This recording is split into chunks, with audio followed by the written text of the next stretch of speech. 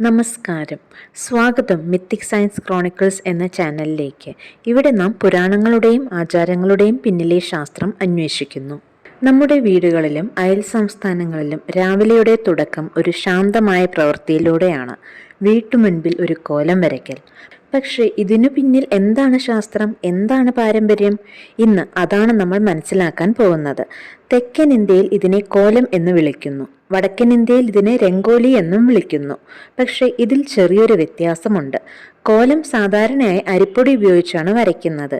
രംഗോലി നിറപ്പൊടി, പൂക്കൾ തുടങ്ങിയവ ഉപയോഗിച്ച് ആഘോഷങ്ങൾക്കാണ് കൂടുതലായും വരയ്ക്കുന്നത്. കോലം വരയ്ക്കുന്ന ഏറ്റവും ഉചിതമായ സമയം ബ്രഹ്മമുഹൂർത്തമാണ്. സൂര്യോദയത്തിനു മുൻപേ അന്തരീക്ഷത്തിൽ ഓക്സിജൻ കൂടുതലായിരിക്കുന്ന സമയം. ഇത് ശരീരത്തിനും മനസ്സിനും ശാന്തതയും ഉന്മേഷവും നൽകുന്നു. കോലം വരയ്ക്കുമ്പോൾ താഴേക്ക് കുനിയുന്നത് തന്നെ ഒരു ലഘു യോഗാഭ്യാസം പോലെയാണ്. പിത്താശയവും വീർപ്പുമാറ്റവും മെച്ചപ്പെടുത്തും.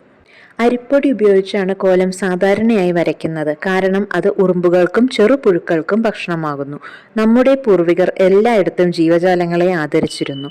അതുകൊണ്ട് കോലം വരയ്ക്കൽ ഒരു ദയയും സഹജീവിതവും പ്രതീകമായിരുന്നു. തുടർന്നുപയോഗിച്ച ചുണ്ണാമ്പ്, അതിലുള്ള കാൽഷ്യം കാർബണേറ്റ് വീട്ടുമുൻപിലെ ബാക്ടീരിയ, ഫംഗസ് തുടങ്ങിയവയെ നശിപ്പിച്ചു. അത് വീടിന്റെ പ്രവേശന ഭാഗം സ്വച്ഛവും ജൈവരഹിതവുമാക്കി.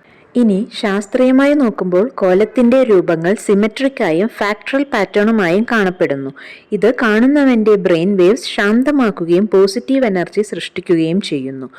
മാത്രവുമല്ല, അരിപ്പൊടിയുടെ സൂക്ഷ്മകണങ്ങൾ ആർദ്രത നിയന്ത്രിക്കുകയും പൊടി ഉയരുന്നത് കുറയ്ക്കുകയും ചെയ്യുന്നു.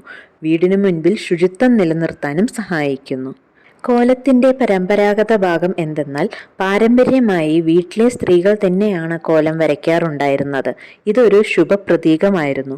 കോലമില്ലാത്ത വീടിനെ ലക്ഷ്മി ദേവി പ്രവേശിക്കില്ല എന്ന വിശ്വാസം ഉണ്ടായിരുന്നു.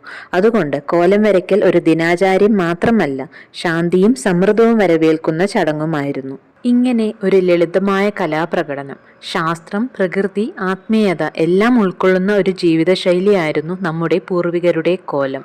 അതുകൊണ്ട് ഇനി നിങ്ങൾ കോലം കാണുമ്പോൾ ഓർക്കൂ, അതൊരു അലങ്കാരം മാത്രമല്ല, അതിൽ ശാസ്ത്രം, കല, കരുണ, പാരമ്പര്യം എല്ലാം ചേർന്നിരിക്കുന്നു. പാരമ്പര്യത്തിൻ്റെ ശാസ്ത്രം തേടി മിത്തിക് സയൻസ് ക്രോണിക്കിൾസ് ചാനൽ സഞ്ചരിച്ചുകൊണ്ടിരിക്കുകയാണ്. കൂടുതൽ വീഡിയോസിനായി ഈ ചാനൽ സബ്സ്ക്രൈബ് ചെയ്യൂ. ഈ വീഡിയോ ഇഷ്ടമായെങ്കിൽ ലൈക്ക് ചെയ്യൂ. കൂട്ടുകാർക്കെല്ലാവർക്കും ഷെയർ ചെയ്യൂ.